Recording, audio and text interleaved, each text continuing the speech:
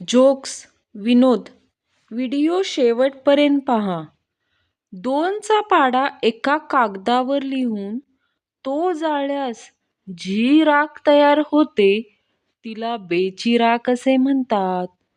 शपथ काय काय सुचायला लागले बसल्या बसल्या.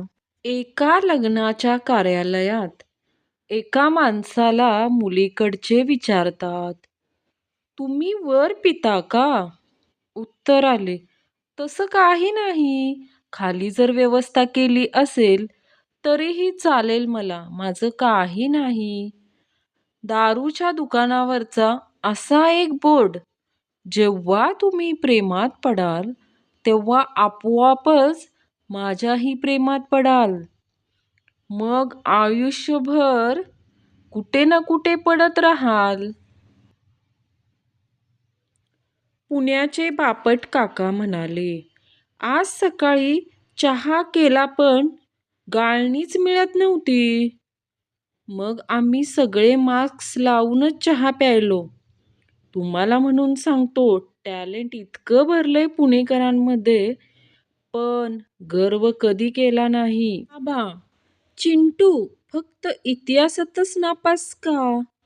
चिंटू, बाबा, सर्व प्रश्न मी जन्मलो नसतानाच आले होते. बाई चिंटूला, तुमच्या घरात सगळ्यात लहान कोण आहे बरं? चिंटू, माझे बाबा. बाई, का? चिंटू, कारण ते अजूनही माझ्या आईजवळच झोपतात म्हणून. बाई, नीट आठवत नाही आहे, पण तुला कुठेतरी पाहिले आहे मी. भिकारी, अहो मॅडम, मी तुमचा फेसबुकवरचा फ्रेंड. आता तरी ओळखलं का तुम्ही मला? नीरज सूरजला, तुझा खोकला कसा आहे रे? सूरज, खोकला थांबला पण अजूनही श्वास घेताना त्रास होत आहे. नीरज, काळजी नको करू, एक दिवस श्वासही थांबेल. बस म्हणजे काय? एक अशा प्रकारचं वाहन, जेव्हा तुम्हाला घाई असते तेव्हा हळू चालते आणि जेव्हा तुम्हाला पकडायची असते ना तेव्हा ती फास्ट चालते. बबन, हे देवा रामा, माझी बायको हरवली आहे, तिला सापडू दे. राम भगवान प्रकटले व म्हणाले, तू चुकीच्या मंदिरात आलास, हनुमानाच्या मंदिरात जा. माझी बायको पण त्यांनीच सापडवली होती. बबन, तुला जर 2 कोटींची लॉटरी लागली तर? भिकारी, तर मी स्वतःच विमान घेईल. म्हणजे काय, दुसऱ्या देशांमध्ये जाऊन भीक मागता येईल. नीरज म्हणतो सूरजला, अरे सूरज, तू ही गोळी बाजूने कापून का घेतो आहेस? अरे तुझे तर मला काहीच समजत नाही. सूरज म्हणतो नीरजला, अरे मित्रा, त्यात काय समजायचे? गोळी साईडने कापून घेतल्याने मला तिचे साईड इफेक्ट होणार नाहीत.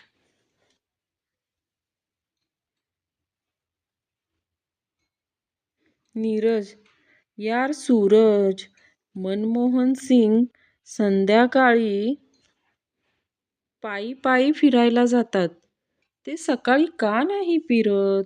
सूरज, अरे बुद्धू, ते PM आहेत, AM थोडीच आहेत.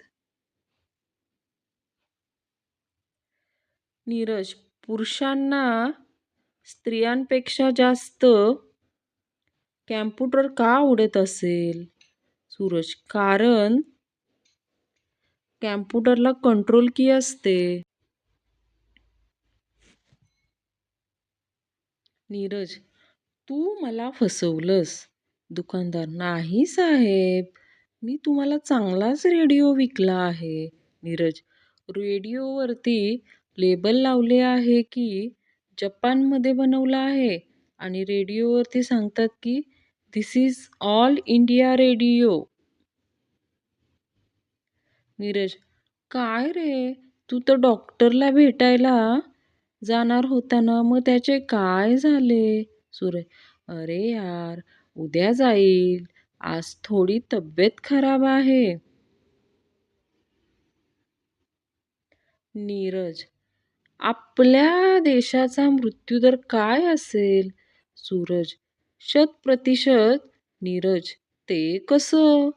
सूरज, जो व्यक्ती जन्माला आला तो एक दिवस मृत्यू पावणारच. नीरज बायकोला, ना कजरे की धार, ना मोतियों का हार, ना कोई किया सिंगार, फिर भी कितनी सुंदर हो. बायको, जरा जरा सांगा की मेकअपसाठी पैसे नाहीत म्हणून. नीरज, प्लॅटफॉर्मवर उभा असताना गाडी येते अशी घोषणा झाली आणि लगेचच नीरजने ट्रॅकवर उडी मारली. ते बघून एक माणूस म्हटला, सरदारजी मराल. नीरज, तू मरशील. ऐकलं नाही, ट्रेन प्लॅटफॉर्मवर येतेय. नीरज खूपच दुःखी होता. त्याला सूरजने विचारले, काय रे, काय झाले? अरे, माझ्या एका मित्राला प्लॅस्टिक सर्जरीसाठी 2 लाख रुपये दिले होते. मग काय झालं? आता त्याला शोधतोय, तर ओळखतच येत नाही.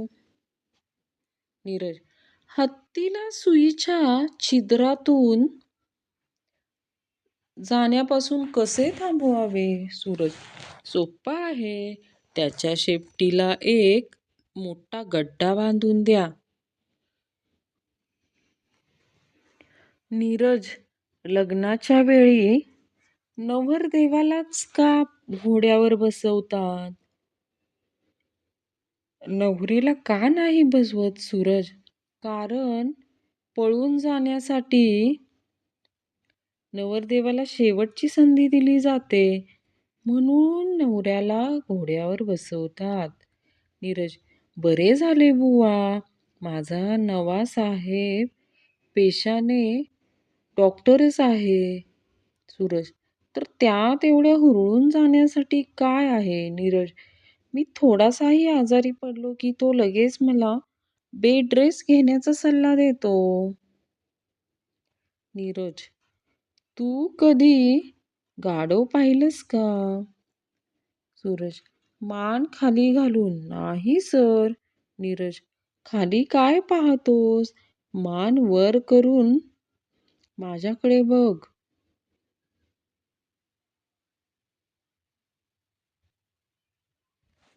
बंड्या लाडवलेली गर्लफ्रेंड धावत पळत येते आणि म्हणते, अरे, मी पर्स घरी विसरले आणि मला 1,000 रुपये हवेत, दे ना पटकन. त्यावर बंड्या उत्तरतो, हे घे 50 रुपये. चटकन रिक्षा करून घरी जा आणि पर्स घेऊन ये.